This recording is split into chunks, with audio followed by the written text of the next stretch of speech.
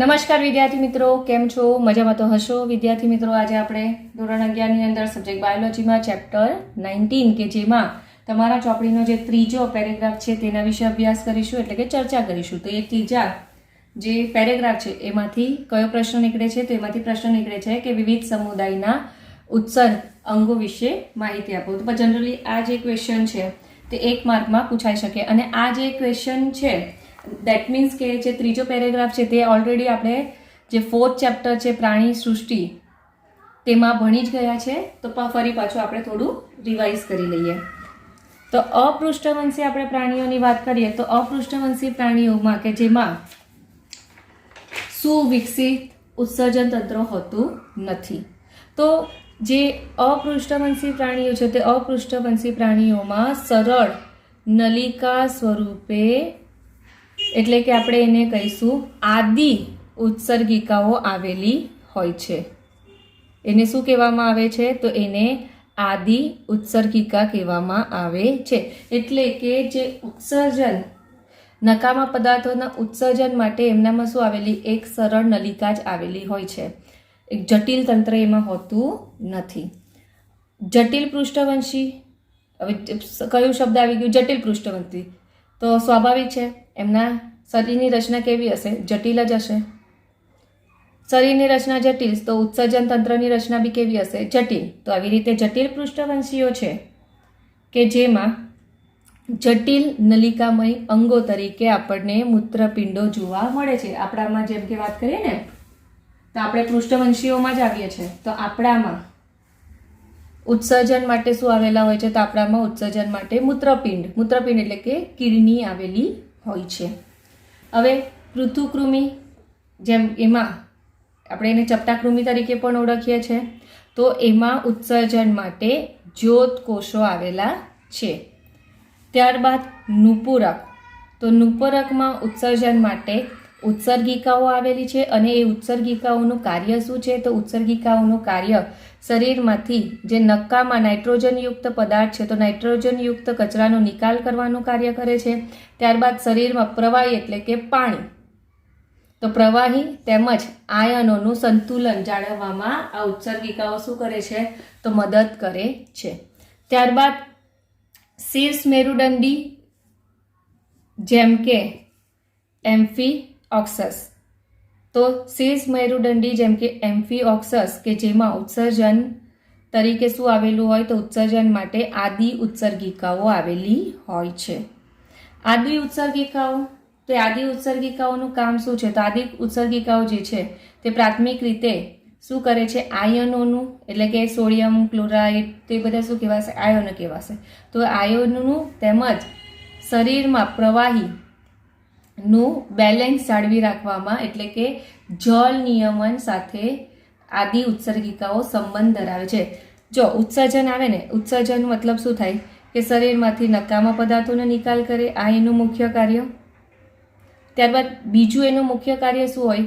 કે આપણું શરીર, આપણું પૃષ્ઠવંશી હોય કે અપૃષ્ઠવંશી હોય, બધામાં જ શરીરમાં આયનોનું બેલેન્સ જાળવી રાખવામાં તેમજ પ્રવાહીનું કદ, પ્રવાહી તરીકે પાણીનું કદ જાળવી રાખવામાં નિયમન કરે છે. એટલે અહીંયા શું લખેલું છે? કે જલ નિયમન સાથે સંબંધિત છે. જલ નિયમન એટલે કે પાણી કેવું હોય છે? તો પ્રવાહી જ હોય છે. છે કોઈનામાં સોલિડ? હોય ને કોઈનું સોલિડ? તો કહી દેજો ચેટ બોક્સમાં લખીને કે ટીચર મારું તો સોલિડ છે, પ્રવાહી નથી. એવું હોતું નથી. ચાલો, વંદા સહિત અન્ય કીટકો કે જેમાં ઉત્સર્જન માટે માલ્પીગિયન નલિકા આવેલી છે. શું આવેલી છે? ઉત્સર્જન માટે માલ્પીગિયન નલિકા આવેલી છે. તો એનું કામ શું છે? તો એનું કામ પણ સિમિલર હશે કે નાઇટ્રોજનયુક્ત પદાર્થોનું નિકાલ અને શરીરમાં જલ નિયમન જાળવી રાખવામાં મદદરૂપ થાય છે. હવે નુપુરક છે તો નુપુરકના એક્ઝામ્પલ તો તમને ખબર જ હશે કે જેમ કે અળસિયા. અળસિયા શેમાં આવે? નુપુરકમાં આવે. તો એમાં ઉત્સર્ગિકાઓ આવેલી છે.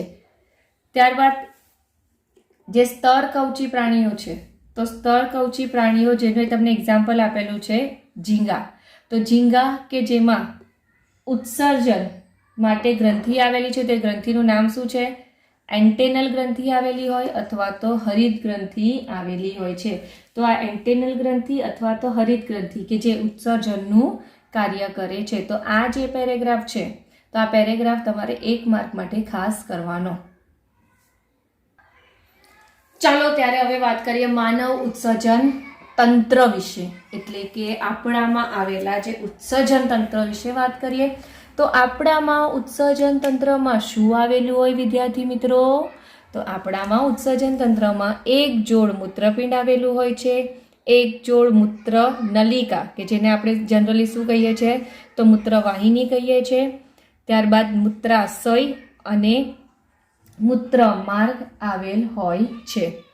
તો તમે સ્ક્રીન પર ઉત્સર્જન તંત્રની આકૃતિ જોઈ શકો છો કે જેમાં તમે એક જોડ મૂત્રપિંડ, ત્યારબાદ એક જોડ મૂત્રવાહિની, મૂત્રાશય અને મૂત્રાશયની નીચે મૂત્ર માર્ગ આવેલું છે કે જ્યાંથી મૂત્રનો નિકાલ થાય છે. ત્યારબાદ આપણે જોઈએ કે મૂત્રપિંડ જે છે તો મૂત્રપિંડનો આકાર અને રંગ કેવો હોય છે? તો મૂત્રપિંડનો જે રંગ છે તો એ લાલાશ પડતા કથ્થઈ રંગનો હોય છે અને એનો આકાર કેવો હોય? તો એનો આકાર વાલના દાણા જેવો જોવા મળે છે. તે પણ તમે સ્ક્રીન પર જોઈ શકો છો, મૂત્રપિંડનો આકાર અને રંગ. હવે આપણે એના સ્થાન વિશે વાત કરીએ. સ્થાન એટલે કે શરીરમાં એ ક્યાં ગોઠવાયેલું હોય છે? કશે તો ગોઠવાયેલું હશે ને, તો એ કાર્યરત છે. તો એ શરીરમાં છેલ્લી ઉરસીય કશેરુકા અને ત્રીજી કટી કશેરુકાના સમતલની વચ્ચે ઉદરીય ગુહાની પૃષ્ઠ બાજુએ અંદરની દિવાલની નજીક ગોઠવાયેલ હોય છે. તો વિદ્યાર્થી મિત્રો સૌથી પહેલા તમને એ કહી દઉં કે આ જે ઉર્ષીય કશેરુકા છે, ત્યારબાદ કટી કશેરુકા છે કે જે કરોડ સ્તંભનો ભાગ છે. જ્યારે આપણે કરોડ સ્તંભ વિશે ડિટેલમાં ભણીશું ને ત્યારે તમને આઈડિયા આવી જશે કે ઉરસીય કશેરુકા કોને કહેવાય અને કટી કશેરુકા કોને કહેવાય. એમાંની ત્રીજી કટી કશેરુકા ક્યાં આવેલી છે એ પણ તમને આઈડિયા આવી જશે. તો તમને બહુ સિમ્પલ રીતે કંઈ કહું ને આ સેન્ટેન્સનું, તો કહેવાનો ભાવાર્થ એવો છે કે આપણા શરીરમાં જે પાછળની બાજુએ કરોડ સ્તંભ આવેલું હોય છે તે કરોડ સ્તંભ મધ્યમાં આવેલું છે, બરાબર. તો એની સાઈડ પર બંને બાજુ, હવે ધારો કે આ કરોડ સ્તંભ છે તો એક કિડની અહીંયા આવેલી હોય છે અને બીજી કિડની અહીંયા આવેલી હોય છે. તો આવી રીતે તમને કીધેલું છે કે છેલ્લી ઉર્ષીય કશેરુકા અને ત્રીજી કશેરુકા જે છે તેના સમતલમાં ઉદરીય ગુહા એટલે કે આપણો પેટનો ભાગ, પેટના ભાગમાં ક્યાં તો પૃષ્ઠ બાજુએ આવી રીતે બંને બાજુએ મૂત્રપિંડ ગોઠવાયેલા હોય છે. હવે એના કદ વિશે વાત કરીએ. તો એના કદમાં ક્યાં આવેલું છે? તો એના કદ ક્યાં આવેલું છે ખબર પડી ગઈ. કદ એટલે કે એની સાઈઝ કેટલી છે? તો મૂત્રપિંડની સાઈઝ પુખ્ત મનુષ્યમાં એની લંબાઈ 10 થી 12 સેન્ટીમીટર છે. એટલે કે આ ધારો કે મૂત્રપિંડ છે તો આ એની લંબાઈ થશે. તો એની આ શું થશે? લંબાઈ. તો લંબાઈ કેટલી છે? 10 થી 12 સેન્ટીમીટર. આ એની શું થશે? પહોળાઈ. તો પહોળાઈ કેટલી છે? 5 થી 7 સેન્ટીમીટર. અને એની જાડાઈ કેટલી છે? તો 2 થી 3 સેન્ટીમીટર છે. તો તમને સિમ્પલ આના પરથી કહું, ચલો આને તમે આ બોલપેન જ છે તો તમને ધારો કે સમજો કે આ મૂત્રપિંડ છે તો એની લંબાઈ કેટલી થશે? 10 થી 12 સેન્ટીમીટર. આ એની શું થશે? પહોળાઈ. આટલી શું થશે? એની પહોળાઈ. તો આ તમે જોયું ને, આ ઉપર અને આ નીચે, આ એની શું થાય? તો આ એની જાડાઈ થાય છે. જો આ લંબાઈ, આ પહોળાઈ અને આ જાડાઈ. તો એવી રીતે તમારે યાદ રાખવાનું કે એની લંબાઈ 10 થી 12 સેન્ટીમીટર, પહોળાઈ 5 થી 7 સેન્ટીમીટર અને એની જાડાઈ જે છે તે 2 થી 3 સેન્ટીમીટર છે. હવે એના વજન વિશે વાત કરીએ તો એનું વજન સરેરાશ 120 ગ્રામથી લઈને 170 ગ્રામ જેટલું હોય છે. હવે વિદ્યાર્થી મિત્રો, મજાની વાત શું છે ખબર? કે બંને મૂત્રપિંડ જે છે તો એક લાઇનમાં નથી ગોઠવાયેલા. એક લાઇનમાં એટલે કે સમતલમાં નથી ગોઠવાયેલા. એટલે કે ધારો કે આવી રીતે બંને એમ ઇક્વલ, આવી રીતે ઇક્વલ ગોઠવાયેલા નથી. તો ઇક્વલ નથી ગોઠવાયેલા તો કેવી રીતે ગોઠવાયેલા છે? તો જમણું મૂત્રપિંડ જે છે ને તે ડાબા મૂત્રપિંડની કમ્પેરમાં કેવું હોય છે? તો આવી રીતે થોડું નીચે હોય છે. તો કેમ આવું નીચે હોય છે? કેમ બંને ઇક્વલ બેલેન્સમાં નથી ગોઠવાયેલા? જમણું કેમ નીચે ગોઠવાયેલું છે મૂત્રપિંડ? તો એનું રીઝન એ છે કે આપણી જે જમણી બાજુ છે ને તો એ જમણી બાજુએ યકૃત આવેલું છે.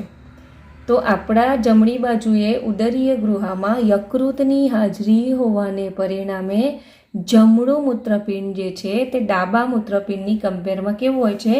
તો સહેજ નીચું ગોઠવાયેલું હોય છે. હવે મૂત્રપિંડ છે ને તો મૂત્રપિંડની તમે જો આવી રીતે વાલ આકારનું હોય તો એની આ બહારની સપાટી કેવી દેખાય છે? તો એની બહારની સપાટી તમને બહિર્ગોળ જેવી દેખાશે અને એની આ અંતરની સપાટી કેવી દેખાશે? તો અંતર્ગોળ જોવા મળે છે. બરાબર ને?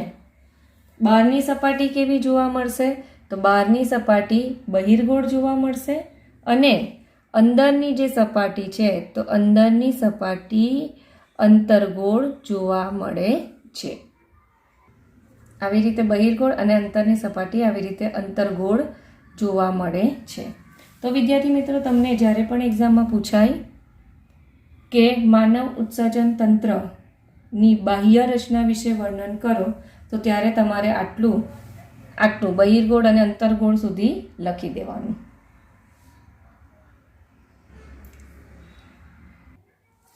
ચાલો ત્યારે હવે મૂત્રપિંડની અંતસ્થ રચના વિશે વાત કરીએ. મૂત્રપિંડની અંતસ્થ રચના એટલે કે મૂત્રપિંડ છે તો મૂત્રપિંડનો આપણે શું લઈએ? તો ઊભો છેદ લઈએ. તો ઊભો છેદ લઈએ તો એની આપણે અંતસ્થ રચનાનો અભ્યાસ કરી શકીએ છીએ. જેમ કે ધારો કે આ મૂત્રપિંડ છે તો મૂત્રપિંડને આવી રીતે ઊભો કટ કરીએ તો ઊભો કટ કરીએ તો એને શું કહેવામાં આવે? ઊભો છેદ કહેવામાં આવે છે. અને જો આડો કટ કરીએ તો એને આડો છેદ કહેવામાં આવે. તો અહીંયા આપણે જ્યારે અંતસ્થ રચનાનો અભ્યાસ કરવાનો છે ત્યારે આપણે શું કરવાનું છે? તો મૂત્રપિંડનો ઊભો છેદ લેવાનો છે. તો જો આપણે મૂત્રપિંડનો ઊભો છેદ લઈએ તો તમને કંઈક આવી રચના જોવા મળશે. તો મૂત્રપિંડ છે તો મૂત્રપિંડની ઊભો છેદ લેતા એની અંદરની સપાટી કેવી હોય છે?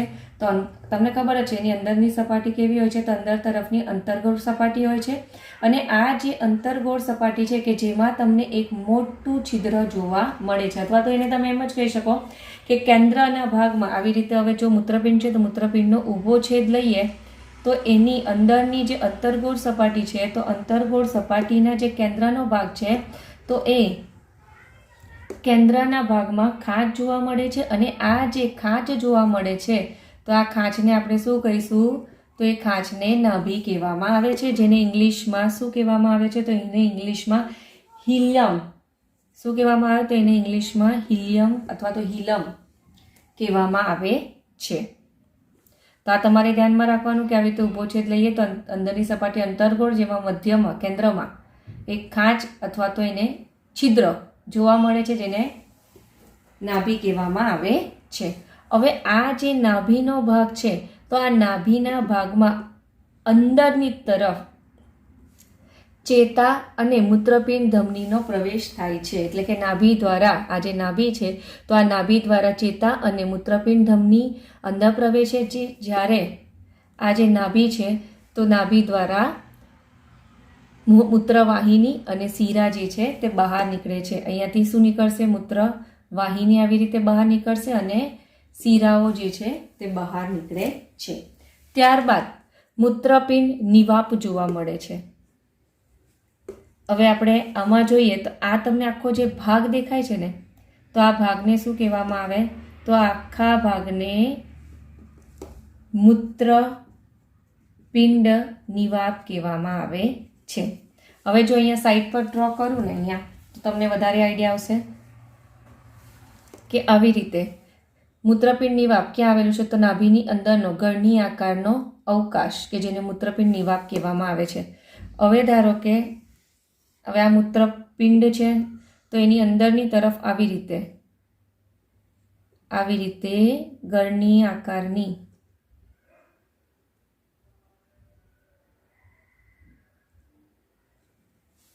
શું આવેલું છે? તો આ જે ગળણી આકારનું તમને દેખાય તો આ ગળણી આકારની મૂત્રપિંડ આખો ભાગ જે છે આવી રીતે આમ ગળણી આપણે તમને ખબર છે ને આવી રીતે આવેલી હોય છે. આપણી ગળણી ચાની ગળણી જનરલી બધાએ જોયેલી હશે. તો એવી રીતે ગળણી આકારની અવકાશ ધરાવતી રચના કે જેને મૂત્રપિંડ નિવાપ કહેવામાં આવે છે. હવે આ જે મૂત્રપિંડ નિવાપ છે શું છે? તો મૂત્રપિંડ નિવાપ ના આવી રીતે પ્રવર્ધો જોવા મળે છે. તો આ પ્રવર્ધો જે જોવા મળે ને તો આ પ્રવર્ધોને શું કહેવાય છે? આ પ્રવર્ધો આ જે પ્રવર્ધો છે તો આ પ્રવર્ધોને કેલાઇસિસ કહેવામાં આવે છે. કેલાઇસિસ જે છે તે બહુવચન શબ્દ છે, જ્યારે એનો એક વચન શબ્દ શું થાય છે? તો કેલિક્સ થાય છે. તો આવી રીતે મૂત્ર નાભી આ નાભી છે, નાભીની અંદરની તરફ આ જે પહોળો કોટર જે છે બરાબર, પહોળો ગળણી આકારની જે અવકાશ છે કોટર છે કે જેને મૂત્રપિંડ નિવાપ કહેવામાં આવે છે. અને મૂત્રપિંડ નિવાપના આ જે પ્રવર્ધો છે તો આ પ્રવર્ધોને કેલાઇસિસ કહેવામાં આવે છે. અને અહીંયા તમે જો તો આ કેલાઇસિસ અહીંયા જે દોરેલા છે તો આ બધા શું છે? કેલાઇસિસ. અને આ મૂત્રપિંડ નિવાપ છે. ત્યારબાદ મૂત્રપિંડ છે તો મૂત્રપિંડનું જે બાહ્ય સ્તર છે તે બાહ્ય સ્તર કેવો હોય છે? તો એ સખત પુટકીય હોય છે. હવે મૂત્રપિંડ છે તો મૂત્રપિંડની અંદર તરફ જો આપણે હજુ ડિટેલમાં રચનાનો અભ્યાસ કરીએ તો મૂત્રપિંડ અંદરની તરફ બે ભાગમાં વહેંચાયેલો હોય છે. અહીંયા હવે આ અંદરની તરફ જોઈએ તો એ બે ભાગમાં વહેંચાયેલો છે. તમને તેમ લાગે કે ટીચર અમને તો એક જ ભાગ દેખાય છે, બે ભાગ તો જોવાના જોઈને તો લાગતું નથી, બરાબર ને? પણ એ વિભાજિત થયેલો છે. હવે તમને જો આ જે તમને ભાગ દેખાય ને આ મૂત્રપિંડનો આ ભાગ, તો આ ભાગને શું કહેવાય છે? તો આ ભાગને બાહ્યક કહેવામાં આવે છે. તો મૂત્રપિંડમાં આવી રીતે બહારની તરફ આવેલો જે ભાગ છે આને થોડું નાનું કરી દઈએ એટલે આપણને વધારે તમને ખ્યાલ આવે. તો આ જે બહારની તરફ આવેલો ભાગ છે કે જેને બાહ્યક કહેવામાં આવે છે, અને આ અંદર તરફ આવેલો આ જે ભાગ છે તો આ ભાગને શું કહેવામાં આવે છે? તો આ ભાગને મજ્જક કહેવામાં આવે છે. ચાલો પહેલાં આપણે મજ્જક વિશે જોઈએ. તો મજ્જકમાં શું હોય? મજ્જક ક્યાં આવેલું છે? તો અંદરની તરફ આવેલા છે. અને મજ્જક જે છે ને તે આવી રીતે શંકુ સમૂહોમાં વિભાજિત થયેલું છે. શેમાં વિભાજિત થયેલું છે? તો આવી રીતે શંકુ સમૂહોમાં વિભાજિત થયેલું છે.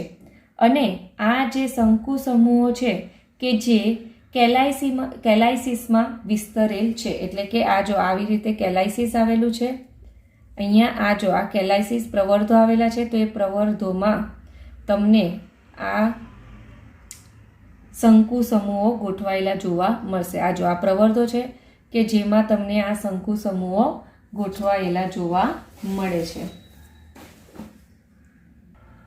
અને આ જે શંકુ સમૂહો છે ને તો આ શંકુ સમૂહોને શું કહેવામાં આવે છે? તો શંકુ સમૂહોને રીનલ પિરામિડ કહેવામાં આવે છે. રીનલ શું કહેવામાં આવે? તો એને રીનલ પિરામિડ કહેવામાં આવે છે. હવે તમે એને રીનલ પિરામિડ કહો અથવા તો એને મજ્જકમાં પિરામિડ ગોઠવાયેલા છે તો એને તમે મજ્જક પિરામિડ પણ કહી શકો. તો આ બંને શબ્દ ધ્યાનમાં રાખવાના. શું ધ્યાનમાં રાખવાનું? એને રીનલ પિરામિડ અથવા તો એને મજ્જક પિરામિડ પણ કહેવામાં આવે છે.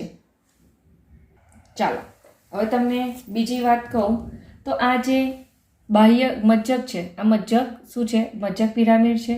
તો આવી રીતે બાહ્યક જે છે તે આ બાહ્યક આ મજ્જક પિરામિડની વચ્ચે તમને આ મજ્જક પિરામિડ છે તો મજ્જક પિરામિડની વચ્ચે આ કોલમ જોવા મળશે. તો આ જે કોલમ છે જેને શું કહેવાશે?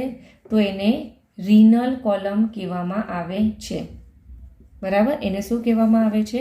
તો આ અહીંયા તમને આ જે ખાલી જગ્યા જોવા મળે છે બે મજ્જક પિરામિડની વચ્ચે, તો એ જે બે મજ્જક પિરામિડની વચ્ચે જે ખાલી જગ્યા જોવા મળે છે જેને રીનલ શું કહેવામાં આવે? તો એને રીનલ કોલમ કહેવામાં આવે છે. તો બરાબર. તો હવે આ જે બાહ્યક છે, આ શું છે? તો બાહ્યક. તો બાહ્યક જે છે તે આવી રીતે મજ્જક પિરામિડની વચ્ચે જે રીનલ કોલમ છે ત્યાં સુધી લંબાયેલું હોય છે. ફરી પાછું રિપીટ કરું છું વિદ્યાર્થી મિત્રો, બાહ્યક જે છે તે આ મજ્જક પિરામિડની વચ્ચે રીનલ કોલમ તરીકે લંબાયેલું હોય છે. અને આ બધા જે રીનલ કોલમ જોવા મળે છે કે જેને બર્ટીનીના સ્તંભો તરીકે ઓળખવામાં આવે છે. બરાબર. તો હવે આ રીનલ કોલમ જે છે તેને શું કહીશું? તો એને બર્ટીનીના સ્તંભો અથવા તો કોલમ ઓફ બર્ટીની કહેવામાં આવે છે. શું કહેવામાં આવે?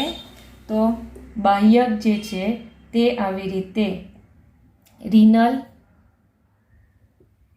કોલમ તરીકે મજ્જકમાં લંબાયેલું હોય છે. તો એને શું કહેવામાં આવે? તો બર્ટીનીના સ્તંભો કહેવામાં આવે છે. તો વિદ્યાર્થી મિત્રો, તમને જે આકૃતિ દ્વારા કહી દીધું તે જ આ લખાણ છે. તો એ તમારે તમારી બુકમાં લખી દેવાનું. એકવાર તમને ફરી પાછું રિવાઇઝ કરી જાઉં છું કે જો આ તમે બહારનું આવરણ જોવા મળે છે, તે બહારના આવરણને શું કહેવામાં આવે છે? તો એને કવચ કહેવામાં આવે છે. મૂત્રપિંડનું કવચ કહેવામાં આવે છે. હવે આ જે ભાગ છે તો આ ભાગને નાભી કહેવામાં આવે છે. અને એ જે નાભીનો ભાગ છે જેમાં આ બ્લુ કલરની મેં દોરેલી છે તેને શું કહેવામાં આવે? તો એને મૂત્રપિંડ શિરા કહેવામાં આવે છે. અને આ રેડ કલરની દોરેલી છે તે મૂત્રપિંડ ધમની કહેવામાં આવે છે. ધમની અંદર પ્રવેશે છે, શિરા જે છે તે બહાર નીકળે છે. તમે આ ભાગ જોઈ શકો છો. તો આ ભાગને શું કહેવામાં આવે છે? તો આ ભાગને મૂત્ર વાહિની કહેવામાં આવે છે. જો આને મૂત્ર વાહિની કેમ કહેવામાં આવે છે ખબર? કારણ કે આ મૂત્રનું વહન કરે છે. મૂત્રનું આ વહન કરે છે એટલે એને મૂત્રવાહિની કહેવામાં આવે છે. ત્યારબાદ અંદરની તરફ જઈએ તો આ કોટર જેવો અવકાશ છે ગળની આકારનો, જેને મૂત્રપિંડ નિવાબ કહેવાય છે. અને મૂત્રપિંડ નિવાબ કે જે ના પ્રવર્ધો જોવા મળે છે તે પ્રવર્ધોને શું કહેવાય છે? કેલાઇસિસ કહેવાય છે. અને એ કેલાઇસિસનું એક વચન શું થાય છે? તો કેલિક્સ થાય છે. હવે મૂત્રપિંડનો અંદરનો ભાગ છે તે બે ભાગમાં વિભાજિત થાય છે. બહારનો ભાગ બાહ્યક અને અંદરનો ભાગ મજ્જક કહેવાય છે. હવે અંદરના ભાગ વિશે વાત કરીએ તો અંદરનો જે મજ્જકનો ભાગ છે કે જે આવી રીતે શંકુ સમૂહમાં વિભાજિત થાય છે. અને આ જે શંકુ છે આકારની રચના છે કે જેને શું કહેવામાં આવે છે? તો એને મજ્જક પિરામિડ કહેવામાં આવે છે. અને આ જે મજ્જક પિરામિડ છે કે જેની વચ્ચે કોલમ જોવા મળે છે ને એ કોલમને શું કહેવામાં આવે છે? તો રીનલ કોલમ કહેવામાં આવે છે. અને આ બાહ્યક જે છે તે આવી રીતે રીનલ કોલમ સુધી લંબાયેલો હોય છે. તો હવે આ બધી જે રીનલ કોલમ છે તેને હવે શું કહીશું? તો એને આપણે બર્ટીનીના સ્તંભો અથવા તો કોલમ ઓફ બર્ટીની કહેવામાં આવે છે. અને તમે જોવ ને તો આ એક મૂત્રપિંડ, તો એક મૂત્રપિંડમાં 1 મિલિયન, કેટલા? 1 મિલિયન એટલે કે 10 લાખ. 1 મિલિયન એટલે શું થશે? તો 10 લાખ જેટલા જટિલ નલિકા આકારની રચના આવેલી હોય છે, જેને આપણે કહીશું ઉત્સર્ગ એકમ. અને આ જે ઉત્સર્ગ એકમ છે કે જે મૂત્રપિંડનો ક્રિયાત્મક એકમ છે. ઉત્સર્ગ એકમ શું છે? કે મૂત્રપિંડનો ક્રિયાત્મક એકમ છે. ક્રિયાત્મક એકમ કેમ કીધેલો છે? કારણ કે એ મૂત્રનું નિર્માણ કરે છે. એ શું કરે છે? તો આ જે ઉત્સર્ગ એકમ છે કે જે મૂત્રનું નિર્માણ કરે છે એટલે એને ક્રિયાત્મક એકમ કીધેલો છે. તો હવે તમને એક્ઝામમાં જ્યારે પણ મૂત્રપિંડની અંતસ્થ રચના વિશે પૂછાય તો ત્યારે તમારે આકૃતિ દોરી કાઢવાની અને તમે આ વર્ણન જે છે તે લખી દેવાનું. તો અહીંયાનું તમારું લખાઈ ગયું હશે. તો હવે નીચેનું જોઈ લો.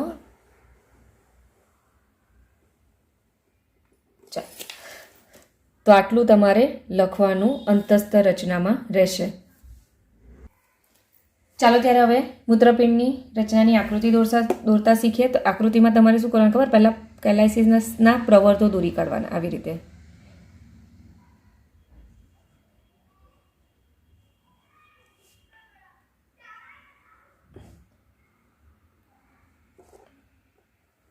આવી રીતે તમારે પ્રવર્તો દોરી કાઢવાનો. છેલ્લો છે ને થોડો આવી રીતે મોટો દોરવાનો, કારણ કે અહીંયા નાભી આવેલી ને, તો નાભી તમારે એવી મેન્ટેન કરવાની કે જગ્યા કેવી હોય, ઓછી હોય, અને આ થોડું દૂરથી દોરવાનું એટલે તમને ઇઝી પડે.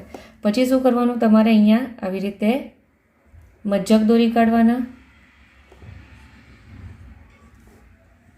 મજ્જકમાં તમારે આ રિનલ એટલે કે મજ્જક પિરામિડ દોરી કાઢવાના. હવે મજ્જક પિરામિડ તમારું દોરાઈ જાય એટલે પછી તમારે આવી રીતે કવચ દોરી કાઢવાનું. કવચના 2 લેયર દોરવાના. હવે કવચના 2 લેયર દોરાઈ ગયા પછી તમારે શું કરવાનું, અહીંયા આવી રીતે ઉત્સર્ગ એકમોની રચના બતાવી દેવાની. ચાલો, ઉત્સર્ગ એકમો થઈ ગયા. ત્યારબાદ તમારે હવે શું દોરવાનું, તો સૌથી પહેલાં શરૂઆત કરવાની ધમનીથી. તો આવી રીતે તમારે ધમની દોરી દેવાની. ત્યારબાદ તમારે શું દોરવાનું, તો ત્યારબાદ તમારે શીરા દોરવાની.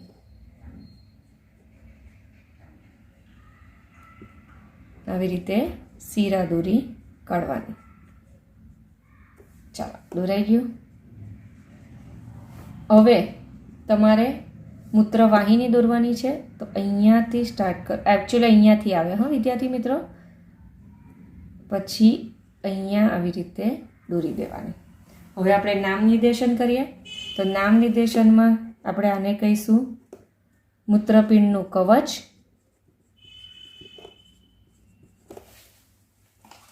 ત્યારબાદ આને કહીશું બાહ્યક. આને શું કહેવાશે, તો આને કહેવાશે મજ્જક પિરામિડ. ત્યારબાદ આ સ્પેસ જે દેખાય તેને કહીશું, શું કહીશું, તો એને કહીશું રિનલ કોલમ.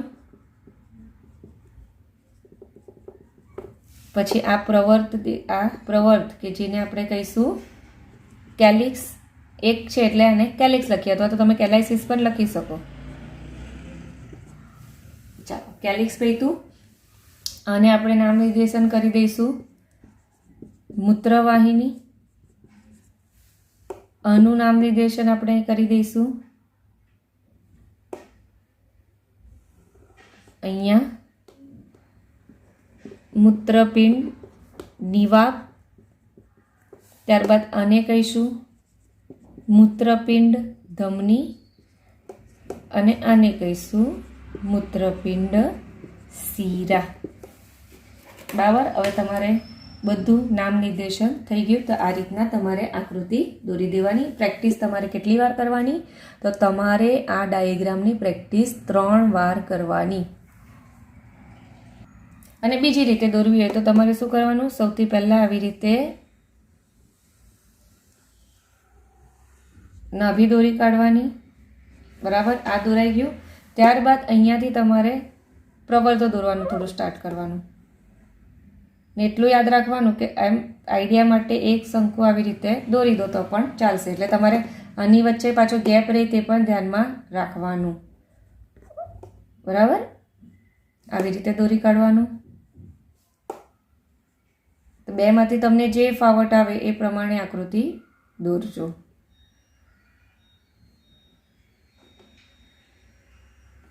હવે આમાં શું કરવાનું, તો આમાં મજ્જક પિરામિડ દોરી કાઢવાના.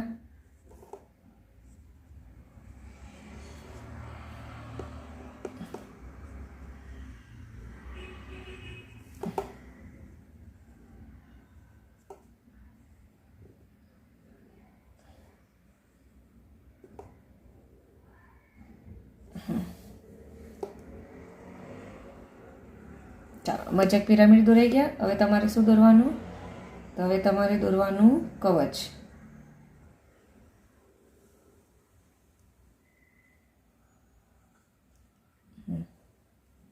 કવચ દોરાઈ ગયું. ત્યારબાદ તમારે દોરવાનું આવી રીતે ઉત્સર્ગ એકમની રચના.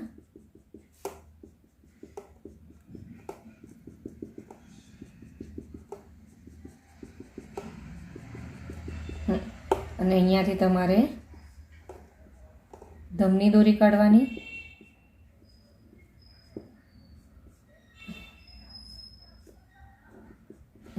અને શીરા દોરી કાઢવાની. અને અહીંયાથી તમારે મૂત્રવાહિની ડ્રો કરી દેવાની. તો તમે આ રીતે પણ આકૃતિ દોરી શકો છો. અહીંયા છે ને તમારે અહીંયા બી મૂત્રવાહિની જતાં બતાવવાની અહીંયાથી, કારણ કે અહીંયાથી શરૂઆત થાય. તો આવી રીતે ડ્રો કરી દેવાનું.